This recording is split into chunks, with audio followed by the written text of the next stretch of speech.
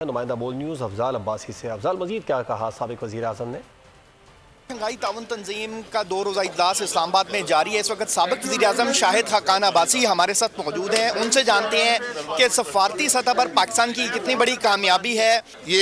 اس پہ ایک پاکستان کے معاملے پر کنسنٹریشن نہیں ہوتی، جو سیکیورٹی ایشوز ہیں، ٹریڈ کے ہیں، کنیکٹیوٹی کے ایشوز ہیں، ریجن کے، اس پر بات ہوتی ہے، تو اس کو اسی تناظر میں دیکھنا چاہیے۔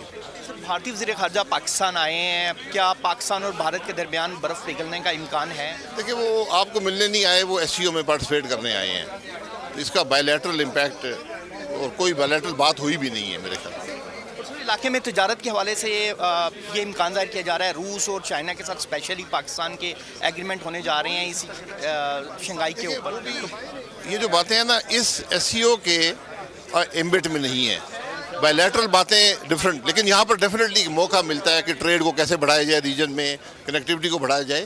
پاکستان کو ایک فیصلہ کرنا ہے کہ ہم کنیکٹیوٹی کیسے بڑھائیں گے، یہ بنیادی فیصلہ ہمارے ملک کے اندر ہم نے کرنا ہے۔ جی بالکل، سابق وزیر اعظم کا کہنا ہے کہ جو شنگھائی تعاون تنظیم ہے اس کے سائیڈ لائنز پر ضرور ممالک کو یہ موقع ملتا ہے کہ اپنی تجارت کو کیسے بڑھانا ہے، کنیکٹیوٹی کو ریجن میں دوسرے ممالک کے ساتھ کیسے بڑھانا ہے۔ سبسکرائب کریں اور بیل دبائیں تاکہ کوئی خبر رہ نہ جائے۔